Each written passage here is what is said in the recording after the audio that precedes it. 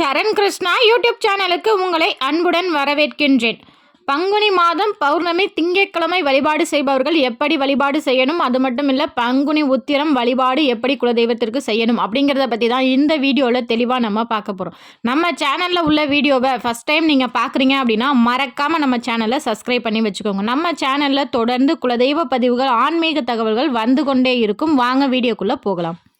நம்ம இந்த வீடியோவுக்கு முன்னாடி ஒரு வீடியோ போட்டிருக்கோம். அதில் பங்குனி மாதம் பௌர்ணமி ஞாயிற்றுக்கிழமையில் எவ்வாறு வழிபாடு செய்யணும் அப்படிங்கிறத பார்த்துருக்கோம். ஞாயிற்றுக்கிழமை செய்ய முடியாதவர்கள் திங்கக்கிழமை எப்படி செய்யணும் அப்படிங்கிறத பற்றி தான் இந்த வீடியோவில் பார்க்க போகிறோம். பூஜை முறைகள் என்னவோ ஒன்று தான், ஒரே மாதிரி தான். மனை போட்டு குலதெய்வ படம் வச்சு அலங்காரம் பண்ணி அந்த அர்ச்சனை பண்ணுறது எல்லாமே ஒரே மாதிரி தான். அதை பார்க்காதவங்க அதை பாருங்கள். ஏன்னா அதில் தெளிவாக நம்ம சொல்லியிருப்போம் என்னென்ன பொருட்களை அர்ச்சனை பண்ணணும், என்னென்ன சொல்லணும், எப்படி மந்திரங்கள் சொல்லணும் அப்படின்னு சொல்லி அது தெளிவாக சொல்லியிருக்கோம். இதில் திங்கக்கிழமை என்ன செய்யணும், பங்குனி உத்திரத்திற்கு நம்ம என்ன செய்யணும். பலருக்குமே பங்குனி உத்திரம் அப்படிங்கிறது குலதெய்வ வழிபாட்டுக்கே உரிய நாளாக இருக்கும். அன்னைக்கு தான் அவங்களோட வருடாந்திர பூஜை நடக்கும். அதனால் குலதெய்வ கோயிலுக்கு போவாங்க. பங்குனி உத்திரத்துக்கு நாங்கள் குலதெய்வ கோவிலுக்கு போகிறோம் அப்படிங்கிறவங்க ஞாயிற்றுக்கிழமை சாயங்காலமே, ஞாயிற்றுக்கிழமை 6 மணிக்கு மேலேயே வீட்டில் குலதெய்வ வழிபாடு செய்துவிட்டு போங்க. இல்லைங்க நாங்கள் பங்குனி உத்திரத்து குலதெய்வ கோவிலுக்கெலாம் நாங்கள் போக மாட்டோம் அப்படிங்கிறவங்க விடிய காலைல பிரம்ம முகூர்த்தத்தில் தாராளமாக குலதெய்வ வழிபாடு செய்யலாம். ஏன் பிரம்ம முகூர்த்தத்தில் குலதெய்வ வழிபாடு செய்யணும் அப்படின்னு கேட்டிங்கன்னா, நம்ம பௌர்ணமி அப்படிங்கிறது முழு நிலவின் ஒளியில் நம்ம குலதெய்வத்தை வழிபாடு செய்யணும். அதற்கு உகந்த நேரம் பார்த்திங்கன்னா ஞாயிற்றுக்கிழமையே 11 மணிக்கு மேலேயே நம்ம பௌர்ணமி ஆரம்பிச்சிடுறதுனால ஞாயிற்றுக்கிழமை இரவு முழுவதும் பௌர்ணமி இருக்கும்.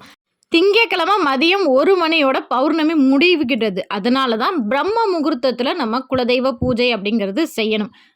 போன வீடியோவில் ஒரு சிலர் கேட்டிருந்தாங்க, பெண் குழந்தை வேண்டி நிற்கிறவங்க தாராளமாக இந்த ஞாயிற்றுக்கிழமை பௌர்ணமியில் வழிபாடு செய்யலாம் அப்படின்னு சொல்லியிருந்தோம். ஏன்னா இந்த பங்குனி பௌர்ணமியில் தான் லக்ஷ்மி தாயாரும் வள்ளியம்மாயும் பிறந்ததாக ஒரு ஐதீகமே இருக்குது. அந்த நாளில் நம்ம வழிபடும்போது அந்த லக்ஷ்மி தாயாரே நமக்கு பெண் குழந்தையாக பிறப்பாங்க அப்படிங்கிறதுனால. ஒரு சிலர் கேட்டிருக்காங்க, எங்களுக்கு ஆண் குழந்தை வேணும், நாங்கள் எந்த குலதெய்வத்தை வழிபாடு செய்கிறது. ஆண் பெண் 2 பேருமே ஒன்று தான். குழந்தைங்களில் எல்லா குழந்தைங்களும் சமம் தான்.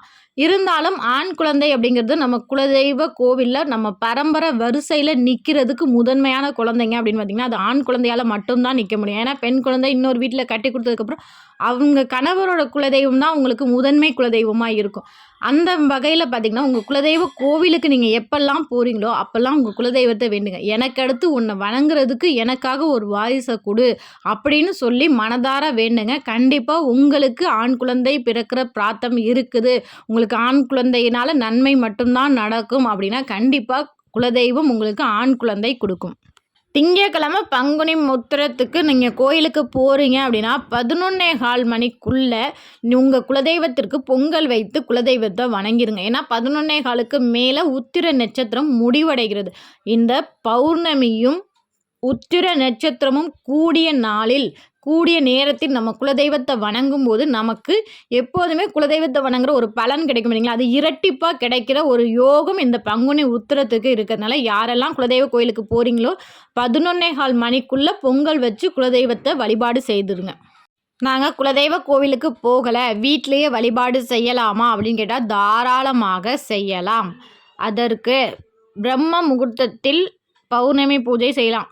இல்லை பிரம்ம முகூர்த்தத்தில் எங்களால் செய்ய முடியாது, அன்னைக்கு பொழுதில் எங்களால் எந்திரிச்சு இவ்வளோ சீக்கிரம் எங்களால் செய்ய முடியாது அப்படிங்கிறப்ப இந்த பங்குனி உத்திரம் 11:15 மணி வரைக்கும் இருக்குது. அதற்கு பிறகு பௌர்ணமியுமே மதியம் 1 மணி வரைக்கும் இருக்குது. அந்த நாளில் நல்ல நேரம் 9:30லேருந்து 10:30 மணி வரைக்கும் நல்ல நேரம் இருக்குது. இந்த நேரத்தை தயவு செய்து யாரும் தவற விடாதீங்க. இந்த நேரத்தில் உங்கள் குலதெய்வ பூஜையை நீங்கள் தாராளமாக செய்யலாம். பௌர்ணமி பூஜையும் அதற்கு சமமே. ஏன்னா பௌர்ணமியும் அந்த நேரத்தை இருக்குது, அதனால் நீங்கள் தாராளமாக வழிபடலாம். இப்போ ஒரு சிலர் கேட்கலாம், எங்கள் குலதெய்வ கோவிலில் இருக்கும், அந்த 9:30 to 10:30 தான் பொங்க வைக்கணுமா, அந்த நேரத்தில் தான் சாமி கும்பிடணுமா? குலதெய்வ எல்லைக்கு போயிட்டிங்கன்னா அது நல்ல நேரம் கெட்ட நேரம் அப்படிங்கிறது கணக்கே கிடையாது. அந்த 11:15 வரைக்கும் உத்திர நட்சத்திரம் இருக்கிறதுனால அதுக்குள்ளே நீங்கள் எப்போ வேணாலும் பொங்க வச்சு நீங்கள் சாமி கும்பிட்டுருங்க. பௌர்ணமி பூஜையிலும் உத்திர பூஜையிலும் திங்கக்கிழமை வர்றதுனால அன்னைக்கு கட்டாயம் இருக்க வேண்டிய பொருள் அப்படின்னு பார்த்தீங்கன்னா அர்ச்சதை இருக்கிற மாதிரி பார்த்துக்கோங்க. பச்சரிசியில் மஞ்சள் நீர் கலந்து அர்ச்சதை அன்னைக்கு உங்கள் பூஜையில் இருக்கிற மாதிரி பார்த்துக்கோங்க. கீழே ஒரு தட்டு வச்சு அர்ச்சதை வைத்து அதற்கு மேலே நீங்கள் குலதெய்வ தீபம் ஏற்றலாம். அர்ச்சதை கொண்டு உங்கள் குலதெய்வத்தை அர்ச்சனை செய்யலாம். இந்த இரண்டுமே நீங்கள் செய்யும்போது, ஏன்னா திங்கட்கிழமைங்கிறது சந்திர பகவானுக்கு உரிய நாள், அவருக்கு உரிய தானியம் பார்த்திங்கன்னா பச்சரிசி. எப்போதுமே நம்ம படையலில் பச்சரிசினால் செய்யப்பட்ட பொங்கல் வச்சுருப்போம். நம் பூஜையை மேலும் சிறப்பாக்கக்கூடியது தான் இந்த அர்ச்சதை. கட்டாயம் திங்கட்கிழமை பிரம்ம முகூர்த்தத்தில் நீங்கள் வழிபட்டாலும் சரி, இல்லை 9:30 to 10:30 வழிபட்டாலும் சரி, உங்களோட குலதெய்வ பூஜை வீட்டில் செய்கிறவங்க கண்டிப்பாக அர்ச்சதை உங்கள் பூஜையில் இருக்கிற மாதிரி பார்த்துக்கோங்க.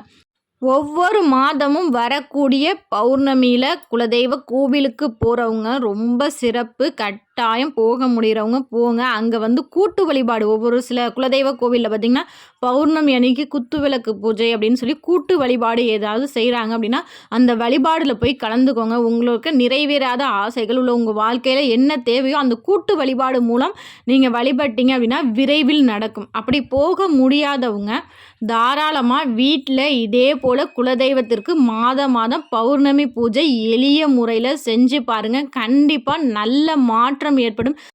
பௌர்ணமி பூஜை ஒரு 6 மாதமாக நம்ம தொடர்ந்து கொடுத்துட்டு இருக்கோம். இதை செய்தவர்களுக்கு நிறைய தொழிலில் முன்னேற்றம் ஏற்பட்டிருக்கு அப்படின்னு சொல்லியிருக்காங்க. பணம் கொஞ்சம் சரளமாக எங்களுக்கு புழங்குது அப்படின்ட்டுருக்காங்க. இன்னமும் பல பலன்கள் இருக்குது. கண்டிப்பாக எல்லாரும் தொடர்ந்து மாதம் செஞ்சு பாருங்கள். ஒரு மாத பௌர்ணமியில் செஞ்சால் கண்டிப்பாக எந்த ஒரு மாற்றமும் தெரியவே தெரியாது. உங்களுக்கு வேணால் மாதம் பௌர்ணமியில் நீங்கள் வழிபாடு செஞ்சிங்கன்னா ஒரு மன நிறைவு இருக்கும், வீட்டில் ஒரு நல்ல சக்தி இருக்கிற மாதிரி இருக்கும். ஆனால் அடுத்தடுத்து தொடர்ந்து நீங்கள் மாதம் பௌர்ணமியில் வழிபாடு செய்ய தான் உங்களோட வழிபாட்டுக்கான பலன்களை நீங்கள் விரைவில் அடைய முடியும். மனதார செய்யுங்க, முழு நம்பிக்கையோடு செய்யுங்க. கண்டிப்பாக உங்களோட வேண்டுதல் கண்டிப்பாக நிறைவேறும். ஒரு சிலர் கேள்வியும் கேட்குறாங்க, நாங்கள் ஒரு வேண்டுதலுக்காக காசு முடிஞ்சு வச்சுருக்கோம், அடுத்த மாத பௌர்ணமியிலும் திருப்பி காசு முடியணுமா அப்படின்னு கேட்குறீங்க. தேவையில்லை. ஒரு வேண்டுதலை நினச்சி ஒரு பௌர்ணமியில் காசு முடிஞ்சு வச்சிட்டிங்க அப்படின்னா குறைஞ்சது 3 பௌர்ணமி 5 பௌர்ணமிக்குள்ளே நீங்கள் தொடர்ந்து வழிபாடு செய்யும்போது கண்டிப்பாக அந்த வேண்டுதல்ங்கிறது விரைவில் நிறைவேறும். அதனால் அந்த காசை மட்டும் நீங்கள் உங்கள் வேண்டுதல் நிறைவேறியவுடன் ஒரு மாதத்துக்குள்ளே அந்த காசை உங்கள் குலதெய்வ உண்டியலில் செலுத்திடுங்க. ஒரு சிலருக்கு குலதெய்வம் தெரியலை அப்படிங்கிறவங்க திருச்செந்தூர் முருகனை குலதெய்வமாக ஏற்று அவங்கள வழிபாடு செய்வாங்க. அப்பேற்பட்டவங்களுக்கும் இந்த பங்குனி உத்திரம் ரொம்பவே சிறப்பு வாய்ந்தது. அவர்கள் திருச்செந்தூருக்கு போக முடிஞ்சால் போங்க, போக முடியாதவர்கள் அருகில் இருக்கிற முருகன் கோயிலுக்கு சென்று வழிபாடு செய்யுங்க. குலதெய்வத்தை மனதார வேண்டிக் கொண்டு, உங்கள் குலதெய்வம் பெண் தெய்வம் இருந்தால் அம்பிகை கோவிலுக்கும், ஆண் தெய்வம் இருந்தால் அது எந்த பெருந்தெய்வத்தின் அம்சம் அப்படின்னு பார்த்து சிவன் கோயிலுக்கோ பெருமாள் கோவிலுக்கோ சென்று அங்கே போய் உங்கள் குலதெய்வத்தை மனதார வேண்டிக்கிட்டு உங்கள் வேண்டுதலை மனதார வைத்து கொண்டு 2 நெய் தீபம் ஏற்றி விட்டு வாருங்கள். அதுவும் 11:15 மணிக்குள்ளே போயிட்டு வாங்க. ஒரு சிலர் பங்குனி உத்திரம் விரதம் இருப்பாங்க. காலையிலேயே எதுவும் சாப்பிடாம அன்னைக்கு ஃபுல்லாக முருகன் கவசம் அப்படின்னு சொல்லி விரதம் இருப்பாங்க. அதுபோல் விரதம் இருப்பீங்க, வருஷம் நீங்கள் இருப்பீங்கன்னா தாராளமாக இருங்க. அதோடு சேர்ந்து குலதெய்வத்தை முதல்ல வேண்டிய பிறகு மற்ற தெய்வங்களுக்கு நீங்கள் விரதம் இருக்க ஆரம்பிங்க. அவ்வாறு செய்யும்போது தான் உங்கள் வேண்டுதலுக்கான பலன் சீக்கிரமாகவே உங்களுக்கு கிடைக்கும். கண்டிப்பாக இந்த வீடியோ உங்களுக்கு பயனுள்ளதாக இருக்கும் என்ற நம்பிக்கையில் மற்றொரு வீடியோவில் சந்திக்கிறேன். இந்த வீடியோ பற்றின உங்களது கருத்துக்களை மறக்காமல் எங்களோட தெரிவிங்க. இந்த வீடியோ உங்களுக்கு பிடிச்சா லைக் பண்ணுங்கள், ஷேர் பண்ணுங்கள், மறக்காமல் சப்ஸ்கிரைப் பண்ணுங்கள். சரண் கிருஷ்ணா யூடியூப் சேனல். நன்றி, வணக்கம்.